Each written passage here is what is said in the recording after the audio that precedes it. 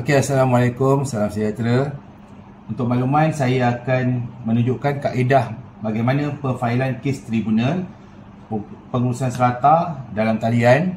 Okay, kita boleh buat untuk kaedah perfailan bagi borang satu sekiranya ada masalah kebocoran antara tingkat ataupun masalah dengan pihak pemaju ataupun tentang tuntutan pemiutang, okey, dan lain-lain lagi lah yang berkaitan.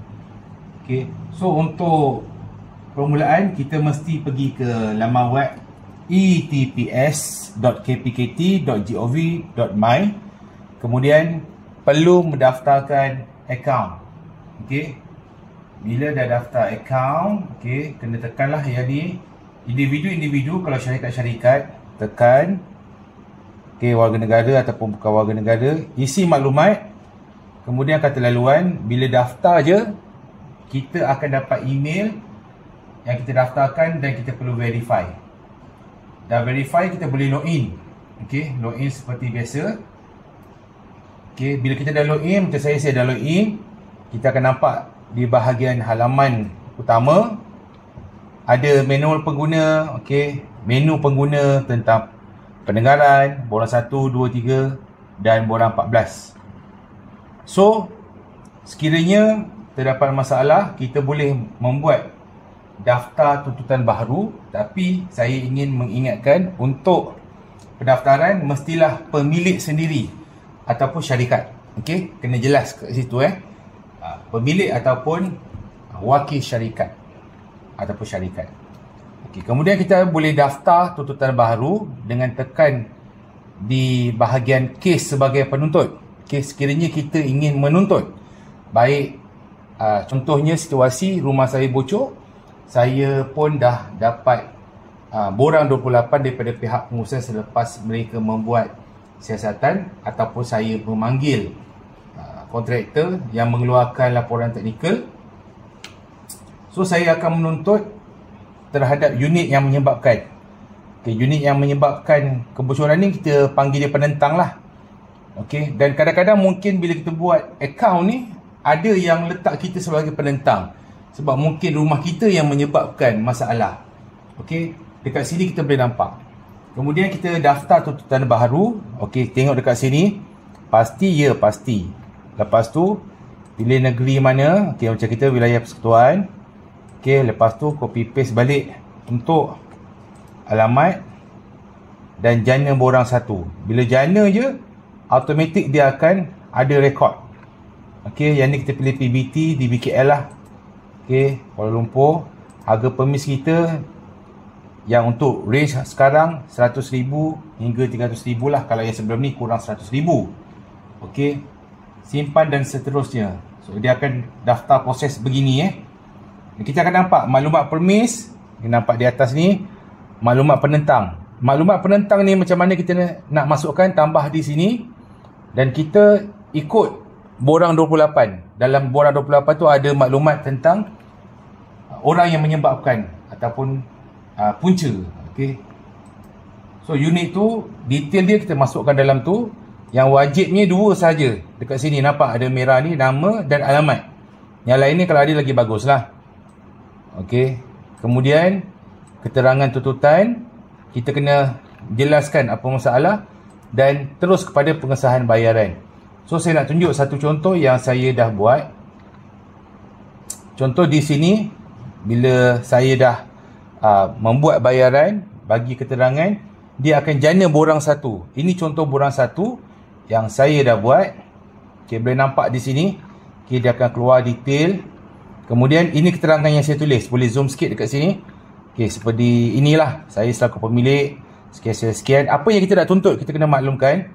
Butiran tuntutan, saya ingin menuntut kos perbaikan semula bagi kerja-kerja menyimen dan mengecat sebanyak RM sekian-sekian, serta tuntutan bagi proses perfailan kes ke tribunal mengikut ketetapan tribunal. Okey, sebab kita bila nak failkan kes ni, macam saya kata tadi, ada bayaran.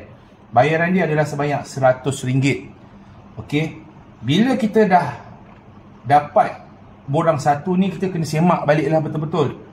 Jangan kita ada silap. Okey. Kemudian kita akan diberi masa untuk menunggu penjanaan borang 4. Borang 4 ni untuk pendengaran lah. Okey, macam di sini mungkin dalam few minutes, depends on system. Macam saya dah keluar dekat sini pendengaran. Okey, ini nombor tuntutan TPS W-9097. Okey, saya dah filekan kes pada 19/12 hari tu dan saya dah dapat borang 4. Dia akan maklumkan juga melalui email. Okey, so yang tadi tu keterangan tentang penuntut dan penentang. Okey, ambil perhatian. Okey, ini dia bagi tahu.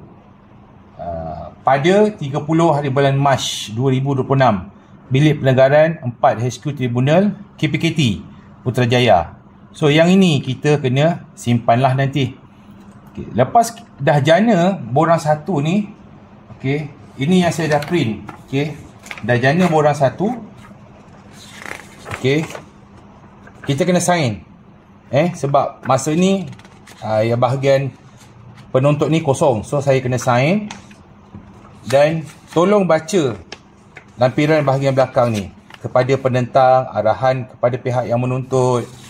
Okey, arahan kepada penentang. Tolong baca, jangan salah faham, sebab semasa ke tribunal kita mestilah mengikut peraturan yang telah ditetapkan. Bawa IC, kalau wakil syarikat kena ada proksi. Okey, kena ada surat wakil syarikat. Kemudian make sure kalau ada setengah kes tidak boleh diwakili oleh peguam. Okey. So adalah beberapa pertimbangan sekiranya nak juga bawa peguam. Okey. Dan kita kena hantar borang 1 ni kepada pihak penentang. Okey, kalau ikutkan kalau kita filekan kes dekat kaunter, okey, kita kena buat 4 salinan borang 1 ni, 4 salinan. 2 kita bagi kepada tribunal. 1 untuk rekod kita, 1 untuk rekod penentang. Okey. Dan kaedah serahan kepada penentang ni wajib ada bukti. Contohnya, kita kena dapatkan tanda tangan pemilik yang kita hantar sebagai penentang tu lah. Dan make sure bukan anak dia, bukan wakil dia yang sign. Okey. Dia kena sign.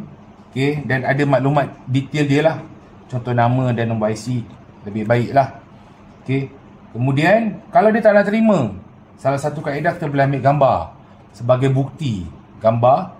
Dan yang terbaik adalah register post. Itu yang terbaik, sebab nanti kita akan diminta bukti yang kita telah menghantar. Bila kita dah hantar je, dalam tempoh 2 minggu 2 minggu 14 hari lah, kena selesaikan borang 1 ni. Lepas tu kita menunggu untuk pendengaran. Ada masa pendengaran ni ikut dalam sistem lah.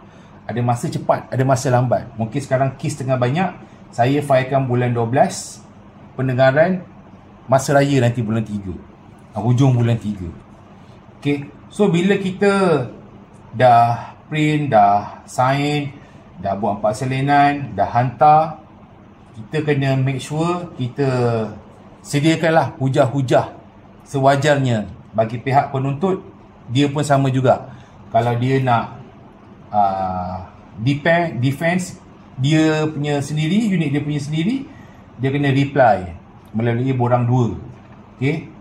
So itu untuk penjelasan. Dan dalam sistem ni boleh tengok dekat sini, kalau pendengaran, contoh saya tekan pendengaran, nampak nombor tuntutan, tarikh bila, sesi bila, sebab dia ada banyak bilik dekat sana. Macam ni bilik pendengaran 4. Dan kita sebelum ni ada 2, satu di Jalan Duta dan satu di KPKT Putrajaya lah.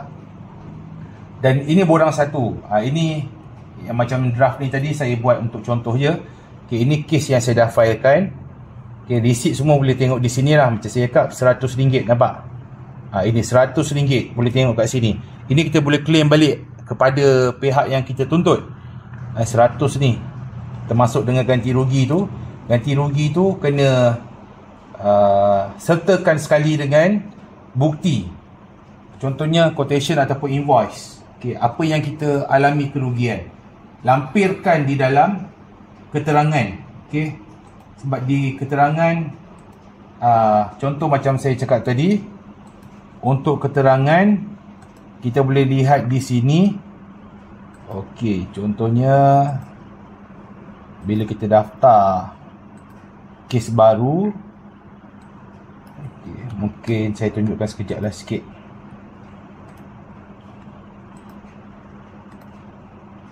Okey, dah jana borang 1 ni tadi kan, keterangan tuntutan ni. Okey, ini kita isi tadi kan. Ini lampiran, dia pun dah tulis dekat sini. Contoh borang 28, gambar kerosakan berwarna dokumen-dokumen lain yang berkaitan. Kalau untuk defaulter pula lain, dia ada penyataan akaun, borang 11, bukti serahan, dokumen lain yang berkaitan. Itu untuk defaulter lah. Biasa macam kita PPSM pun pernah buat untuk defaulter ni.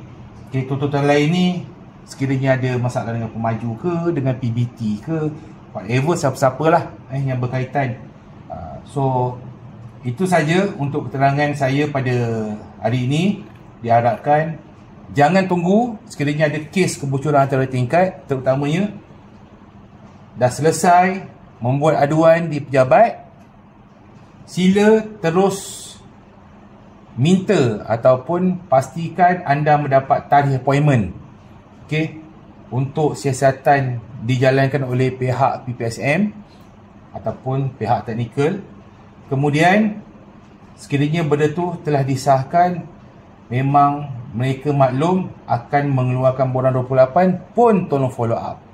Okey, lagi-lagi kalau kes tu kes yang urgent, perlu disegerakan. Kemudian jangan tangguh sekiranya tidak mendapat kerjasama. Sebab pemilik ataupun unit yang tidak memberi kerjasama ni, walaupun itu rumah dia, tapi kena ingat pihak pengurusan ada kuasa untuk memasuki dengan garis panduan yang disediakan lah. Okay, kalau dia tak nak bagi kerjasama, kita dah ikut garis panduan, dia boleh didenda atau dipenjarakan. Okey, itu jelas dalam Akta 757. Okay, seterusnya bila dah filekan kes, tolong hadir dan bawa bukti-bukti yang berkaitan. Dan sekiranya tiada masalah, insya-Allah Presiden Tribunal akan membuat keputusan serta-merta. Okey, bergantung kepada keadaan. Okey, sekian saja makluman daripada saya. Assalamualaikum warahmatullahi taala wabarakatuh. Terima kasih.